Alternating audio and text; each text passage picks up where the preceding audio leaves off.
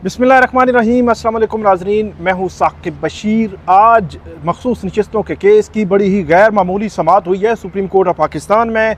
आज की जो समाअत थी वो तकरीबन 1.5 से पौने 2 घंटे तक जारी रही। 11:30 बजे समाअत शुरू हुई और चंद मिनट पहले ये समाअत ख़त्म हुई है। चीफ जस्टिस काजी फ़ाइज़ ईसा फुल कोर्ट जो है वो उसको हेड कर रहे हैं और अब ये समाअत होगी मंगल को। मतलब ये है कि एक हफ्ते के लिए ये समाअत मुलतवी हो गई है। पहले ये पता चला था कि 24 और 25 जून जो था वो सुप्रीम कोर्ट ऑफ पाकिस्तान ने 2 दिन मुंतखब किए थे कि 2 दिनों में हम कंक्लूड कर लेंगे। लेकिन आज जब हम ये बात कर रहे हैं तो 2 जुलाई हो चुका है और अभी तक मखसूस नशिस्तों का केस किसी एंड पर जाता हुआ नज़र नहीं आ रहा। आज की समाअत के दौरान justice Mansoor Ali Shah, justice Ayesha Malik, justice Athar Minallah, justice Munib Akhtar, उनकी जानिब से बड़े अहम सवालात उठाए गए हैं और जो अटॉर्नी जनरल जो दलाइल दे रहे थे उनके सामने सवालात रखे गए हैं। वो नोटिफिकेशन रखा गया है कि जिसमें सुन्नी इत्तेहाद काउंसिल को जो कौमी असम्बली का एक नोटिफिकेशन था रूल्स ऑफ बिजनेस के तहत कि उनको एक पार्लिमानी पार्टी डिक्लेयर किया गया। फिर इलेक्शन कमीशन का एक नोटिफिकेशन पेश किया गया जिसमें उसको पार्लिमानी पार्टी डिक्लेयर किया गया। फिर इसमें सबसे बड़ा जो सवाल आज सामने आया है वो लार्जर उसका इम्पैक्ट है। एक लार्ज इम्पैक्ट, ये जो टर्म है ये इस्तेमाल की जस्टिस मंसूर अली शाह ने, फिर जो है वो जस्टिस आयशा ने ये जो है वो इस्तेमाल किया, फिर जस्टिस मुनीब अख्तर, जस्टिस अतर मिनल्ला उनकी जानिब से ये कहा गया और जस्टिस निमान खान मंदोखेल उनकी जानिब से भी बड़े अहम रिमार्क्स सामने आए और ऐसे सवालात थे जिनके जवाबात अटॉर्नी जनरल क्लियर जो अंदाज में नहीं दे सके। चीफ जस्टिस काजी फ़ाइज़ ईसा आज भी उनका फोकस वही है जो कल था या इससे पहले था। वो ये कह रहे हैं कि जो आइन है, आइन का जो टेक्स्ट है, हम उससे राइट लेफ्ट नहीं हो सकते, उसके आगे पीछे हम जो है नहीं जा सकते और वो बड़ा क्लियर है। वो पहले भी कहते रहे हैं, आज भी उन्होंने वही बात की। लेकिन जस्टिस मंसूर अली शाह जो मुस्तकबिल के चीफ जस्टिस हैं, अक्टूबर में जिन्होंने चीफ जस्टिस ऑफ पाकिस्तान बनना है, जस्टिस मंसूर अली शाह ने बड़ा कैटेगोरिकली ये बात की है। और जो अटॉर्नी जनरल थे, अगरचे अटॉर्नी जनरल ने ये कहा कि जो 187 जो मुकम्मल इंसाफ का, कंप्लीट जस्टिस का सुप्रीम कोर्ट के पास इख्तियार है, वो इख्तियार सुप्रीम कोर्ट यहाँ पे इस्तेमाल नहीं कर सकती और अटॉर्नी जनरल ने इसकी मुखालफत की। इसके बावजूद जो जस्टिस मंसूर अली शाह साहब हैं उनकी जानिब से बड़ा कैटेगोरिकली आज ये कहा गया कि एक पटवारी का केस किसी ज़मीन का केस आ जाए, ऐसी बात नहीं है। ये एक जो है वो एक डेमोक्रेसी और उस हवाले से जो नशिस्तें हैं ये किसके पास जानी है, इसका एक लार्जर जो है वो इम्पैक्ट है, उसको हमने देखना है। और अगर हम इस किस्म के मामलात में नहीं देखेंगे और जो है वो फिर क्या हो सकता है, और हम आंखें बंद नहीं कर सकते। ये अल्फाज जो है वो जस्टिस मंसूर अली शाह जो है वो उन्होंने दिए हैं। आज की जो समाअत थी वो 1.5 घंटा तक जो है वो मुहित समाअत थी। इसकी तफसील मैं आपके सामने रखता हूँ। क्रैक्स आपको बताया है, तफसील आपके सामने रखेंगे कि क्या क्या कहा गया और अटॉर्नी जनरल ने क्यों जो है वो शेर जो है वो क्यों पड़ा, उसकी क्या वजूहात थी, वो भी आपके सामने रखेंगे। आज की जो माइक है वो खुसूसी तौर पर इसलिए क्योंकि बार बार हमारे जो देखने वाले लोग हैं वो पॉइंट आउट कर रहे थे कि आवाज़ ठीक नहीं आ रही, तो आज माइक तब्दील किया गया है। तो आप उस पर फीडबैक भी दीजिएगा, क्या आवाज़ ठीक है या इसको मज़ीद इम्प्रूव करने की ज़रूरत है। आज अटॉर्नी जनरल जो है वो रोस्ट्रम पे आए तो अटॉर्नी जनरल ने ये कहा कि मेरे पास रिकॉर्ड आ गया है 2002 और 2018 में मखसूस नशिस्तों से मुतल्लिक भी रिकॉर्ड मौजूद है। जो मखदूम अली खान वकील हैं उन्होंने बताया है कि आइन के मुताबिक नशिस्तें सियासी जमातों को मिलेंगी, ना कि आज़ाद उम्मीदवारों को। यहाँ पे नाज़रीन सवाल ये भी है कि जो PTI या सुन्नी इत्तेहाद काउंसिल पॉलिटिकल पार्टी है या नहीं है, मतलब इलेक्शन कमीशन ने नहीं माना, तो अब सुप्रीम कोर्ट ये डिटरमिन कर रही है कि क्या वो पॉलिटिकल पार्टी की जो डेफिनेशन है क्या उसके तहत जो सुन्नी इत्तेहाद काउंसिल है वो आती है या नहीं आती। और ख़ास तौर पर जो जस्टिस अतर मिनल्ला हैं वो डे 1 से ये कह रहे हैं कि जो तशरीह की है इलेक्शन कमीशन ने सुप्रीम कोर्ट के उस फैसले की, 13 जनवरी बल्ले के निशान के केस के फैसले की, उस पर बहुत अहम सवालात हैं। और अगर उसने एक बड़े पैमाने पर कोई वायलेशन की है और आईनी वायलेशन की है तो उस पर भी सुप्रीम कोर्ट जो है वो आंखें बंद नहीं कर सकती। इस पर जो अटॉर्नी जनरल थे, उन्होंने ये भी कहा कि सियासी जमातें तब मखसूस नशिस्तों की अहल होंगी जब कम से कम एक सीट जीती होगी। मखसूस नशिस्तों से मुतल्लिक 2002 में आर्टिकल 51 को बरूए कार लाया गया और गैर मुस्लिमों की मखसूस नशिस्तों की तादाद 10 है। अटॉर्नी जनरल ने बताया कि मंसूर अवान ने बताया कि 2018 में मखसूस नशिस्तों के हवाले से आइन उन्होंने पढ़ा और 2272 मुकम्मल सीटें थीं, 3 पर इंतखाबात मुलतवी हुए, 13 आज़ाद उम्मीदवार मुंतखब हुए, 9 उम्मीदवार सियासी जमातों में शामिल हुए। मखसूस नशिस्तों का फार्मूला 265 नशिस्तों पर नाफिज हुआ। उसके बाद कहते हैं कि मेरे अटॉर्नी जनरल जो है उनकी जानिब से जब ये कहा गया कि 2002 की कौमी असम्बली से 14 आज़ाद अराकीन थे, 14 आज़ाद अराकीन को निकाल कर बाकी मखसूस नशिस्तों का फार्मूला निकाला गया। इन 14 आज़ाद अराकीन की मखसूस नशिस्तें 2 सियासी जमातों में बांटी गईं। एक असम्बली में बलूचिस्तान में 20% आज़ाद अराकीन थे। आज़ाद अराकीन को हमेशा जो है वो अलग किया जाता रहा है। मतलब वो ये कहते थे कि एक्सक्लूड करना है, जो इंडिपेंडेंट्स हैं उनको हमेशा से एक्सक्लूड किया जाता रहा है। इस एक्सक्लूजन पे भी आगे चलकर बात होगी। अटॉर्नी जनरल ये भी कहा कि इंतखाबात 2002 में बलूचिस्तान में 20% आज़ाद उम्मीदवार जो है वो मुंतखब हुए थे। जस्टिस अतर मिनल्ला ने यहाँ पर सवाल उठाया। उन्होंने कहा कि अटॉर्नी जनरल साहब, आपने बुनियादी सवाल का जवाब ही नहीं दिया।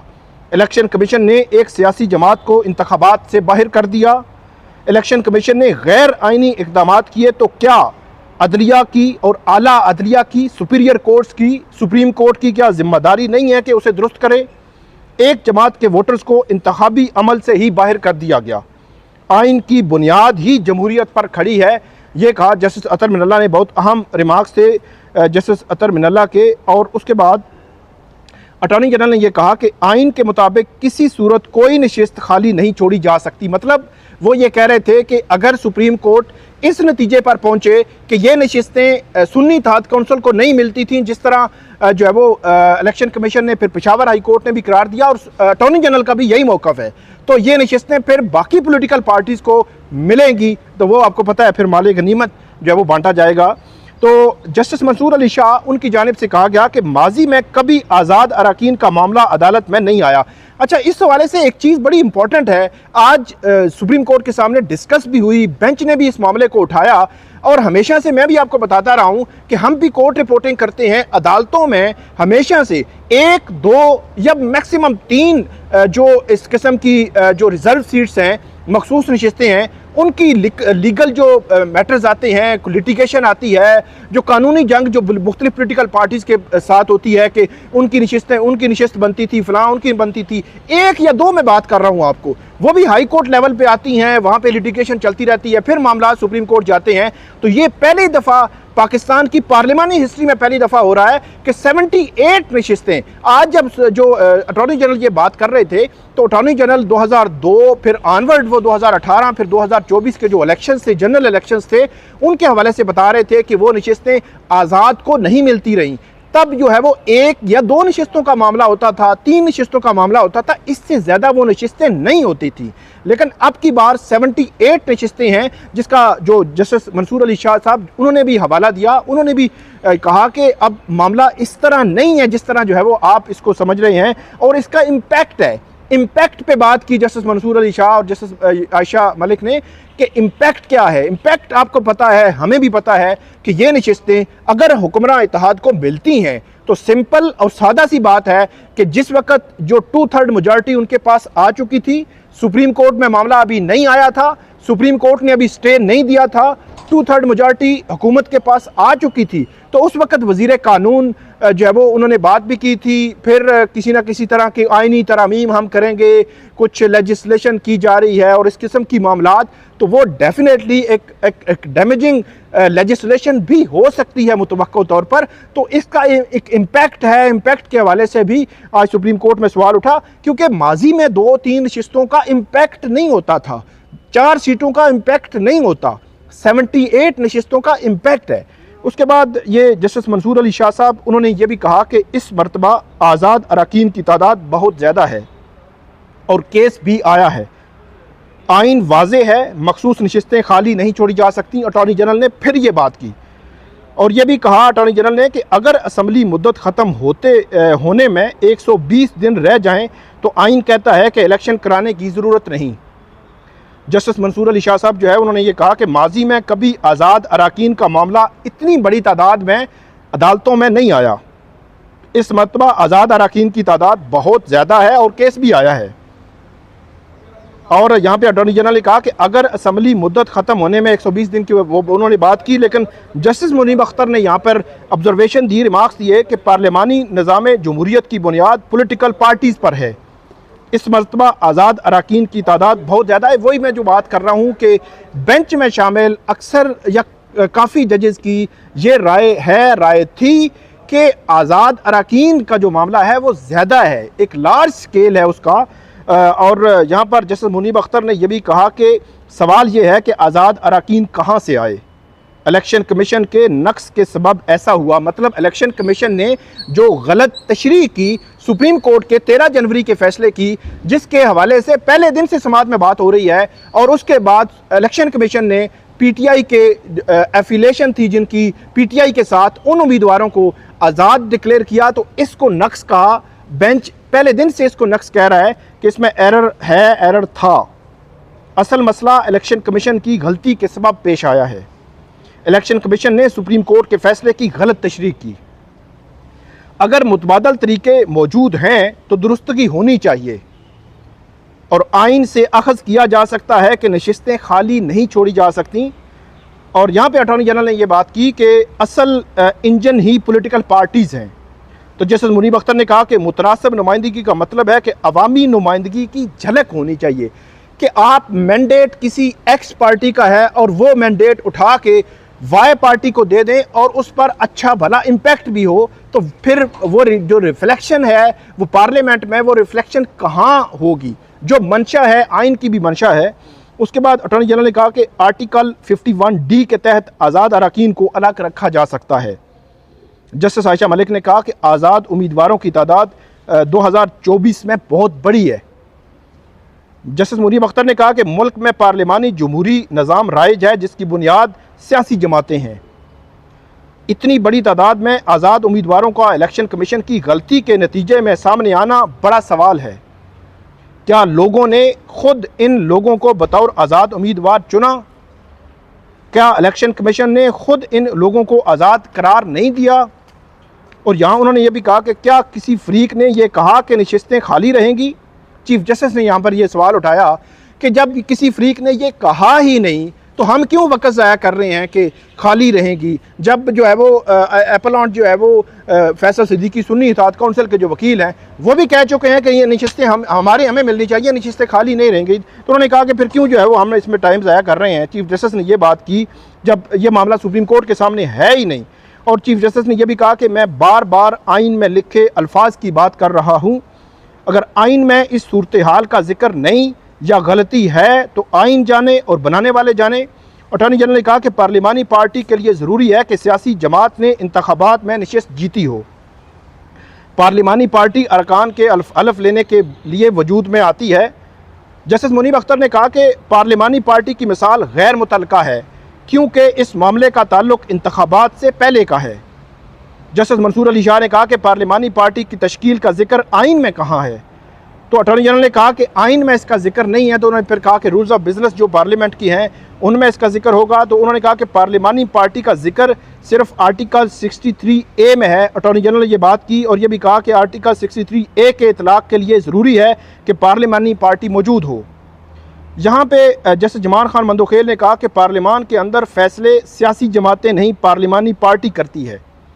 आज़ाद उम्मीदवार पार्लिमानी पार्टी में शमूलियत इख्तियार नहीं कर सकते और पार्लिमानी पार्टी के लिए ज़रूरी है कि सियासी जमात ने कम अज़ कम एक नशिस्त जीती हो। और यहाँ पे जस्टिस मंसूर अली शाह ने कहा कि क्या इलेक्शन कमीशन ने सुन्नी इत्तेहाद काउंसिल को पार्लिमानी जमात तस्लीम किया है? और यहाँ पे फिर वो जो नोटिफिकेशंस थे, जो नोटिफिकेशन पीटीआई को मतलब सुन्नी इत्तेहाद काउंसिल को पार्लिमानी पार्टी डिक्लेरेशन के हवाले से पार्लियामेंट का, कौमी असम्बली का, नेशनल असम्बली का जो एक नोटिफिकेशन था और एक इलेक्शन कमीशन का जो नोटिफिकेशन था वो अदालत ने मंगवाया, पढ़ाया और जो अटॉर्नी जनरल से पूछा। और यहाँ पर आयशा मलिक जो है उन्होंने कहा कि क्या इस वक्त सुन्नी इत्तेहाद काउंसिल पार्लिमानी जमात है या नहीं। चीफ जस्टिस ने कहा कि इस बात का क्या फ़र्क पड़ेगा कि पार्लिमानी जमात है या नहीं। जस्टिस आयशा मलिक ने कहा कि एक जमात की पार्लिमानी पार्टी हैसियत तस्लीम किए जाने से कैसे फ़र्क नहीं पड़ेगा। ये आप देखें कि जो सवाल है वो भी बेंच से होता है, बेंच में बैठे हुए एक जज से होता है, और जवाब भी बेंच में बैठे हुए दूसरे जज से होता है। जस्टिस आयशा मलिक ने एक सवाल उठाया जिसका जवाब चीफ जस्टिस काजी फाइज ईसा उनकी जानिब से आया ऑब्जर्वेशन की शक्ल में। जस्टिस अतर मिनल्ला ने एक सवाल उठाया जिसका जवाब चीफ जस्टिस काजी फाइज ईसा उनकी ऑब्जर्वेशन की सूरत में आया। तो ये भी एक हैरान कुन बहरहाल मामला है। और यहाँ पर फैसल सिद्दीकी ने जरताज गुल की बतौर पार्लिमानी लीडर तकर्री का नोटिफिकेशन अदालत के सामने पेश किया। फैसल सिद्दीकी ने कहा कि नोटिफिकेशन कौमी असम्बली सेक्रेटेरिएट ने जारी किया है। इलेक्शन कमीशन ने 25 अप्रैल को आज़ाद उम्मीदवारों की शमूलियत और पार्टी पोजीशन का नोटिफिकेशन जारी किया। इलेक्शन कमीशन ने अपने जवाब में भी अरकान का सुन्नी इत्तेहाद काउंसिल में शामिल होना तस्लीम किया है। यहाँ पे जस्टिस मुनीब अख्तर ने यह सवाल उठाया कि इन दस्तावेज़ात से सोच का एक नया जाविया सामने आया है। इलेक्शन कमीशन अरकान को सुन्नी इत्तेहाद काउंसिल का तस्लीम कर रहा है और हलफ के बाद पार्लिमान के अंदर के मामले स्पीकर कौमी असम्बली देखते हैं। क्या ये तजाद नहीं कि इलेक्शन कमीशन एक जानिब सुन्नी इत्तेहाद काउंसिल को सियासी जमात नहीं मान रहा था और दूसरी जानिब एक नोटिफिकेशन जारी कर दिया। चीफ जस्टिस ने यहाँ पर कहा कि इस नोटिफिकेशन की हैसियत क्या है और डिप्टी रजिस्ट्रार के ख़त को सुप्रीम कोर्ट का मौक़िफ़ कैसे माना जा सकता है। चीफ जस्टिस ने यह कहा। और जस्टिस मुनीब अख्तर ने कहा कि सरकारी तौर पर होने वाले कम्युनिकेशन को नज़रअंदाज कैसे किया जा सकता है। तो यहाँ पे भी आप देखें कि बेंच के एक मेंबर जो है वो जस्टिस मुनीब अख्तर एक सवाल जो है वो उठा रहे हैं कि ऑब्जर्वेशन की सूरत में, और उसका जवाब कहाँ से आ रहा है, वो चीफ जस्टिस जो है उनकी जानिब से आ रहा है और वो भी ऑब्जर्वेशन की शक्ल में। उसके बाद जो अटॉर्नी जनरल हैं उन्होंने ये कहा, जस्टिस जमाल खान मंदोखेल ने कहा कि इलेक्शन कमीशन ने नोटिफिकेशन किस कानून के तहत जारी किए हैं। अटॉर्नी जनरल ने कहा कि आर्टिकल 63A से इन नोटिफिकेशंस का कोई ताल्लुक नहीं। जस्टिस मुनीब अख्तर ने कहा कि एक तरफ हमें बताया जाता है कि इलेक्शन कमीशन एक आइनी इदारा है और इलेक्शन कमीशन आज़ाद है, और अब इलेक्शन कमीशन का ही रिकॉर्ड इन लोगों को सुन्नी इत्तेहाद काउंसिल का मान रहा है। और बताएं ना, इलेक्शन कमीशन इन्हें पार्लिमानी जमात मानकर कैसे नशिस्तों से महरूम कर रहा है। इलेक्शन कमीशन पार्लियामेंट को बता रहा है कि हमारे रिकॉर्ड में ये पार्लिमानी जमात है। ये रिकॉर्ड किस वजह से ही रखा जाता है, ये तो आपको पता है कि रिकॉर्ड जो है वो किस वजह से रखा जाता है।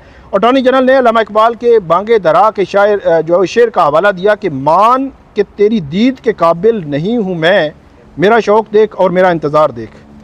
उसके बाद जो है वो जस्टिस जमाल खान मंदोखेल उनकी जानिब से ये ऑब्जर्वेशन आई कि आपकी तशरीह मान लें तो पार्लियामान में बैठे इतने लोगों का कोई पार्लिमानी लीडर नहीं होगा।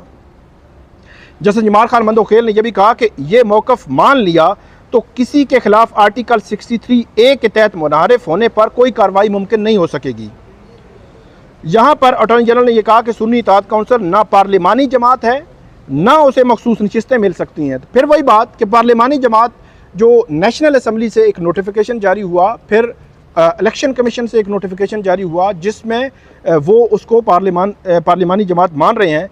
फिर यहाँ पे मामला अटॉर्नी जनरल नहीं मान रहे, और अटॉर्नी जनरल ने यह भी कहा कि मुझे मालूम नहीं है कि ऐसा कोई नोटिफिकेशन मौजूद भी है। यह वैसे हैरान कौन था कि सुप्रीम कोर्ट ऑफ पाकिस्तान की असिस्टेंस के लिए एक जो है वो अटॉर्नी जनरल आए हैं और अटॉर्नी जनरल को मालूम ही नहीं है कि ऐसा कोई नोटिफिकेशन जो है वो आया है। और यहाँ पर जस्टिस जमाल खान मंदोखेल ने कहा कि पार्लिमानी पार्टी सिर्फ आर्टिकल 63A के इतलाक़ के लिए होती है। अटॉर्नी जनरल ने कहा कि सुन्नी इत्तेहाद काउंसिल ने पेशावर हाई कोर्ट का फैसला चैलेंज कर रखा है। एक सवाल मुकम्मल इंसाफ से मुतल्लिक़ अटॉर्नी जनरल ने 184(7) का जो है इख्तियार है वो इस्तेमाल करने के बारे से मुखालफत करते हुए कहा कि आर्टिकल 167 से सिर्फ उस केस पर लागू हो सकता है जब मामला ज़ेरे इल्तिवा हो। आर्टिकल 187 का इतलाक़ करके कोई नई अदालती कार्रवाई शुरू नहीं की जा सकती। जस्टिस जमाल खान मंदोखेल ने कहा कि आपने बताया पार्लिमानी जमात वाले नोटिफिकेशन जारी करना इलेक्शन कमीशन का इख्तियार नहीं था। क्या इलेक्शन कमीशन आज खुद किसी उम्मीदवार को कह सकता है कि वो आज़ाद है, वो जमात नहीं है? जहाँ पर जस्टिस मंसूर अली शाह ने कहा कि लोगों को इल्म था कि आज़ाद करार दिए गए उम्मीदवार PTI के हैं। मुकम्मल इंसाफ का इख्तियार और कहाँ इस्तेमाल करना है जब अदालत पूरी तस्वीर ही ना देख सके। और उन्होंने कहा कि एक एंगल को आप देखकर कैसे जो है वो इंसाफ कर सकते हैं, हम सुपीरियर कोर्ट हैं, हम फुल कोर्ट में बैठे हुए हैं। और उसके बाद ये भी कहा उन्होंने कि क्या इस पर जो है वो जो अदालत बैठी हुई है, अदालत आंखें बंद कर ले। जस्टिस अतर मिनल्ला ने कहा कि यह साबित हो चुका है कि इलेक्शन कमीशन ने अदालती फैसले की गलत तशरीह की। क्या आइनी इदारे की जानिब से गैर आइनी तशरीह की अदालत तौसीक कर दे? क्या आप चाहते हैं हम नज़रिया ज़रूरत को दोबारा ज़िंदा कर दें? और यहाँ पर नज़रिया ज़रूरत के हवाले से चीफ जस्टिस ने भी एक जो है वो ऑब्जर्वेशन दी, और जस्टिस मंसूर अली शाह ने कहा कि यह कोई पटवारी की ज़मीन का तनाज़ा का केस नहीं जो सिर्फ अपील तक महदूद रहे, और अदालत इंसाफ के तकाज़ों का नहीं आइन और कानून का इतलाक़ करती है। चीफ जस्टिस ने यह कहा, और यह कहा कि नज़रिया ज़रूरत के तमाम फ़ैसलों में इंसाफ के तकाज़ों का ही जिक्र है। जब कुछ ठोस मवाद न मिले तो इंसाफ की अपनी मर्जी की तशरीह की जाती है। चीफ जस्टिस ने यह कहा, किसी जज से बदनीति मंसूब नहीं कर रहा। चीफ जस्टिस ने यह कहा कि जस्टिस अतर मिनल्ला ने कहा कि क्या अदालत आइन की संगीन खिलाफ वर्जी की तौसीक कर दे, और क्या कमरे में मौजूद हाथी को नज़रअंदाज किया जा सकता है। जस्टिस इरफान सादत उनकी जानिब से अहम रिमार्क्स आए कि हर आज़ाद उम्मीदवार के लिए 3 दिन में सियासी जमात में शमूलियत लाजमी है। मेरे हिसाब से ये ऑप्शन लाजमी नहीं है। अटॉर्नी जनरल ने यह कहा। जस्टिस हसन अजहर रिजवी ने कहा कि कई सियासी जमातों को बोनस में मखसूस नशिस्तें मिली हैं। इतनी नशिस्तें जमातों ने ली नहीं हैं जितनी उनको मिली हैं। खैबर पख्तूनख्वा की वो पढ़ी गई कि 2 नशिस्तों पे 5 मिल रही हैं, 3 पे 4 मिल रही हैं, 6 पे जो है वो 8 नशिस्तें जो है मिल रही हैं। वो सारी सुप्रीम कोर्ट के सामने बताई गई आज के कि ये क्या है, और उन्होंने कहा कि ये तो मतलब एक्स्ट्रा ऑर्डिनरी है। फिर जस्टिस जमाल खान मंदोखेल ने कहा कि हिस्सा बकदर जुस्सा होता है, लेकिन क्या जुस्से से ज़्यादा हिस्सा मिल सकता है? तो इससे आप अंदाज़ा लगाएं कि आज की जो फुल कोर्ट की जो मीटिंग थी, आज की समाअत थी, उसमें बेंच की जानिब से जो सवालात उठाए गए हैं, मेजॉरिटी बेंच इलेक्शन कमीशन के कंडक्ट पर और ये जो माले गनीमत बांटने पर सवालात उठा रहा है। जस्टिस आयशा मलिक ने यहाँ पर यह भी कहा कि सारा मामला शुरू ही इलेक्शन कमीशन की तशरीह से हुआ है। आज़ाद उम्मीदवारों की PTI में शमूलियत की दरख्वास्त मुस्तरद होती तो अदालत आ सकते थे, अटॉर्नी जनरल ने कहा।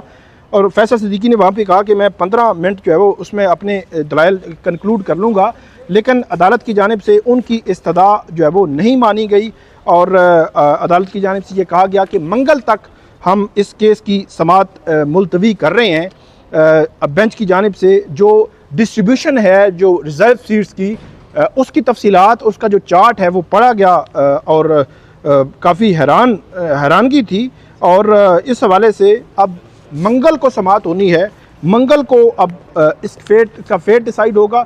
बज़ाहिर ऐसे लगता है कि मंगल को ये समाअत कंक्लूड हो जाएगी, लेकिन क्योंकि 24 और 25 जून तय था, जब 24-25 जून ये समाअत कंक्लूड नहीं हो सकी, तो अब आप ये कह सकते हैं कि हो सकता है मंगल को भी ना हो, लेकिन मंगल को जवाब फैसल सिद्दीकी जो है वो देंगे। तो आज की जो समाअत थी उसकी अपडेट आपने सुनी। आप फीडबैक दीजिएगा, कमेंट कीजिएगा। बहुत शुक्रिया।